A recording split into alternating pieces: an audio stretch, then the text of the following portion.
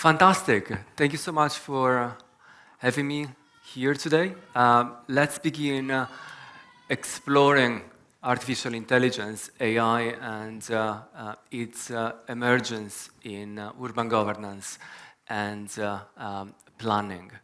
We're going to see how AI is leading to the formation of new dynamics of governance and planning, which in many ways departs from the so-called smart city. The smart city being a model of urban development that has been in place for many years in places like Singapore, where I'm currently living. The smart city has been the dominant way of thinking about urbanism for decades, 40 years, which is a long time during which certain planning practices, certain technologies have been crystallized in the making of urban spaces. But today, AI is changing the game of urban governance and planning, leading to new dynamics, which in turn are triggering new challenges. And we can see some of these changes taking place along three core vectors, namely function, presence, and agency, which will form the structure of these keynotes to better understand the main differences between smart urbanism, something that we've been already familiar with, and what I refer to as AI urbanism. And then what these differences mean when it comes to new challenges that we need to be aware of in relation to the present and future of cities. Let's begin with matters of function. That is, what technology does in the city. Now, in smart cities, technology has been used for a long time to calculate and quantify a number of different metabolic processes. So, for example, how much energy buildings consume, or how many people are using the subway. And the outcome of this process is a number. It's a quantification. Now, in contrast, artificial intelligence is deployed in urban governance and planning. Simply put, urban AI. Urban AI is producing accounts of urban phenomena. And it sounds quite similar, counting, accounting, but the meaning and the implications are very different. Because an account is an explanation about certain events that take place in the city. So, for instance, we can think about Palantir technologies. Palantir is quite common in American cities. It is becoming also common in Europe, particularly in the field of predictive policing. So, for instance, Palantir technologies, these are AI technologies, are designed to explain where in the city crime is likely to occur, who is going to be involved, and how criminal activities will unfold in urban spaces. So you can already see that what these AI technologies are doing is not about quantifying crime. It is an attempt to explain the nature and evolution of crime in the city.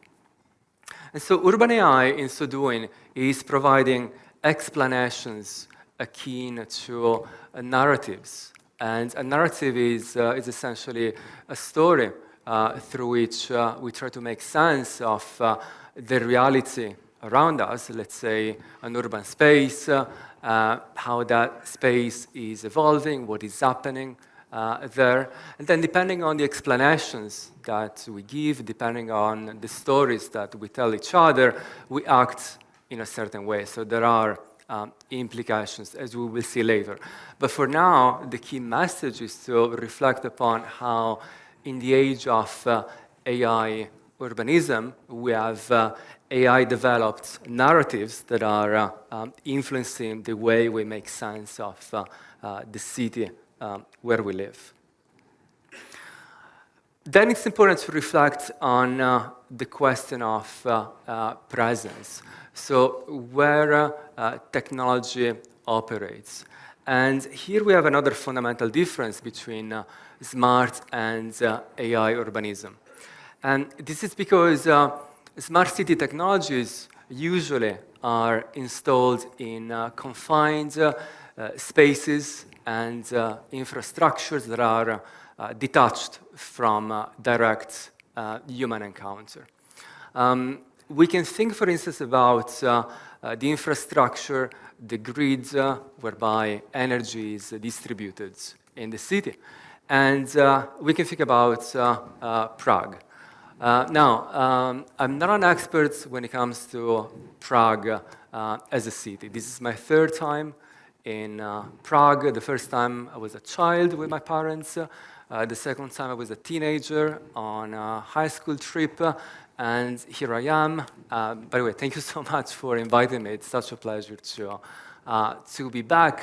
But as I said before, as an expert of urbanism, I don't know much about Prague.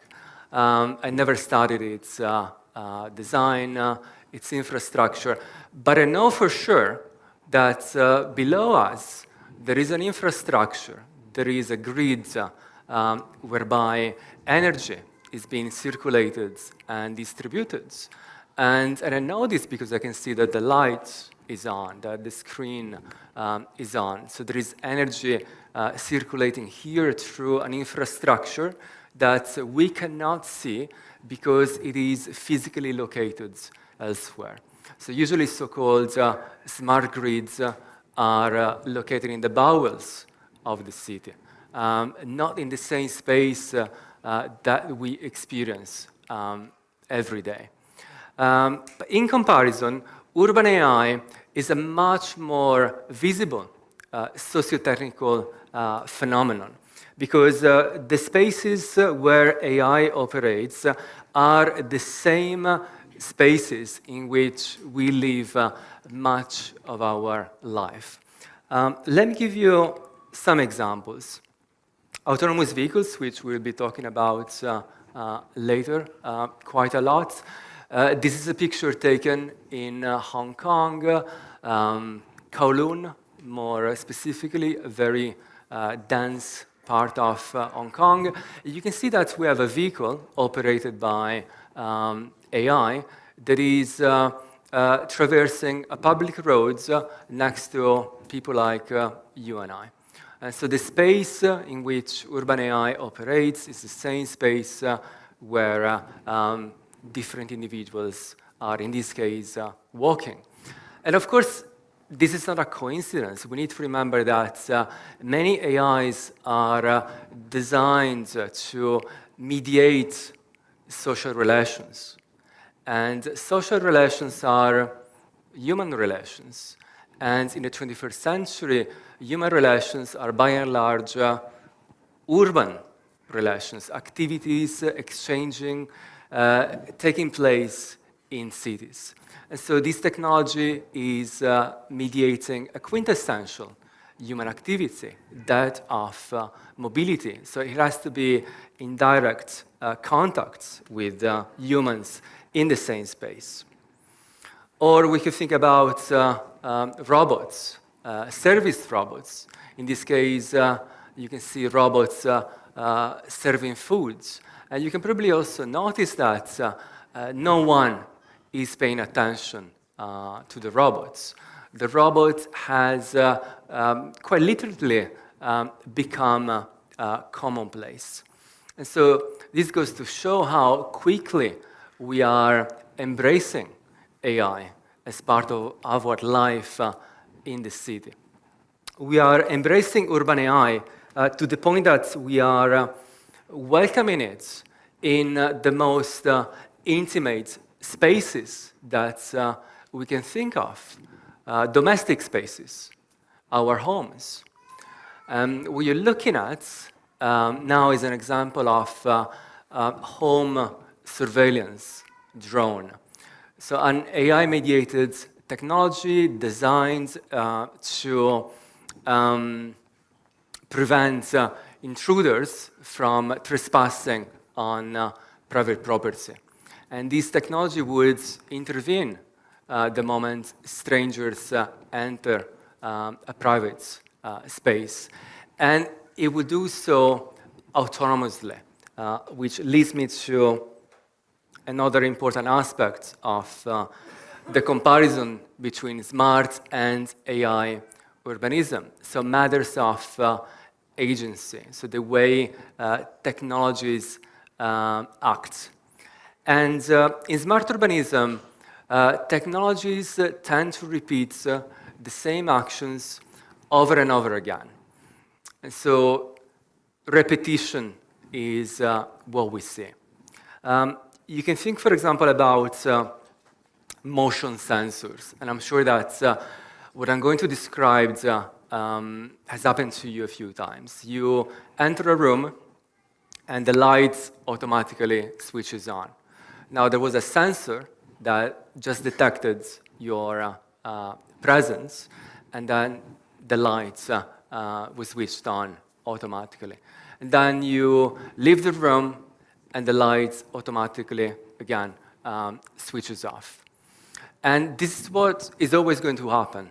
Of course, there can be glitches, that technology might malfunction, but without glitches, without errors, you know exactly how smart technologies are going to operate. They're always going to repeat the same actions according to pre-programmed strategies and operations designed by engineers and computer scientists.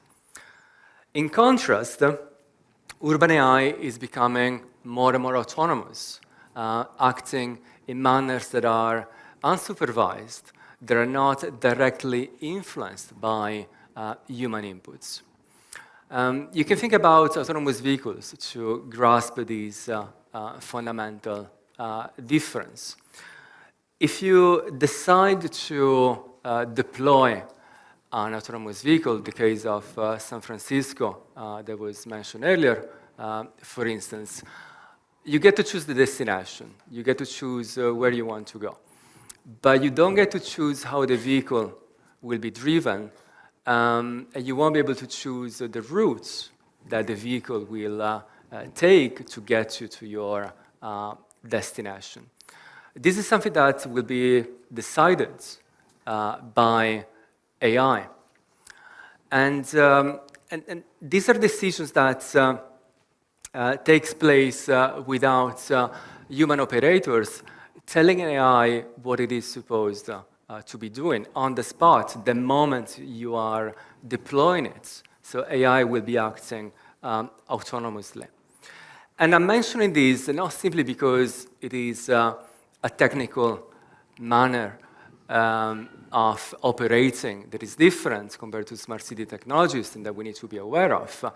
I'm also talking about this because this is a matter of ethics, because these decisions are, by and large, ethical decisions for two reasons. The first one is that many of the decisions that urban AI is making are decisions that imply a value judgments. For example, I mentioned Palantir earlier. So this is a technology that essentially it is going to identify citizens that AI considered to be dangerous. Now, there is an implicit value judgment at place, identifying individuals that are considered by AI to be dangerous. It's about distinguishing the good citizens from the bad citizens. Or also think about screening algorithms which select those individuals who will get access to a mortgage. Again, there is an implicit value judgment. It's about AI identifying those individuals who are supposed to be trustworthy and those whom we should not be trust. But these are also ethical decisions because they have a profound impact on the life of citizens. So let's go back to the same examples. If Palantir Technologies determine that you will be involved in a criminal activity, you will be targeted by the police, and potentially you may get arrested.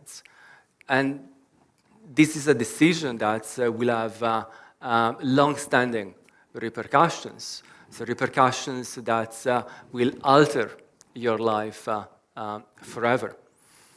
Or think about an individual whose mortgage application was rejected because a screening algorithm had determined that that individual was not trustworthy enough to repay a mortgage. So think about the implications of such decisions. Perhaps you wanted to get a mortgage to buy a property and then raise a family, and you won't be able to do that anymore because of a decision that was made by AI. You don't know exactly why that was the case. So these are decisions that are not simply autonomous from a technical point of view. These are decisions that imply value judgments and can have profound repercussions on the life of citizens. And this is a way of operating that has implications from a broader philosophical point of view in relation to how visions of urban development are presented. And if you think about smart cities have been based for decades upon a very modernist way of thinking about developments, with technology understood as a tool, as an instrument in the hands of planners, policymakers to shape the social and physical environments around us. But this modernist way of thinking about technology is somehow outdated nowadays in urban contexts in which many different urban AIs are roaming free as autonomous agents. So I argue that what we are observing nowadays is the emergence of a post-human condition. Post-human not in the sense that we humans are disappearing. That's not the case at all. We are here to stay. We are in the loop. But the point is that we are not the only intelligence that is shaping cities, that is impacting on urban governance. We're living at a time when multiple human and artificial intelligences are both co-determining the city where we're living and its future. So, to conclude, we've seen how urban AI is presenting forms of urban governance and development that in many ways depart in theory and in practice from the smart city. We're looking at the emergence of post-smart cities in the age of AI urbanism. And in such age, we have new challenges that we need to face. Ethical challenges already mentioned, with urban AI making ethical decisions impacting on the life of citizens, on the future of the city. But also challenges in the way governance operates, governance strategies. And if you think about it, governance essentially is a question of cooperation. The way we think about governance in contemporary governance theories, it's about different stakeholders from the public sector, from the private sector, coming together, trying to find common grounds to develop cities as part of broader coalitions and networks. But the question is, in the age of AI urbanism, with AI being not simply an instrument, but also an agent, to what extent can human policymakers, human planners, architects, mayors, to what extent can these human actors cooperate with artificial intelligences? This is an open question, and I argue one of the biggest challenges that we will face in relation to urban governance. One common denominator to conclude with is the amorality of AI. So urban AI being an amoral actor, not immoral. Immoral would be an actor that is acting in a way that is morally wrong. Amoral in the sense that such actors cannot understand what is right or wrong in the first place. Because to do so, you need to have consciousness. And that's something that AI lacks, but it's something that we do. So it is extremely important that we, and when I say we, not only referring to city managers and planners, but also citizens, we need to stay in the loop to co-influence the future of the city that we want to see happening. Thank you very much for your attention. I hope that triggered an interest in AI urbanism. This presentation was largely based on this book that I hope you will check out later. But in the meantime, I look forward to comments and questions. And once again, thank you for having me here.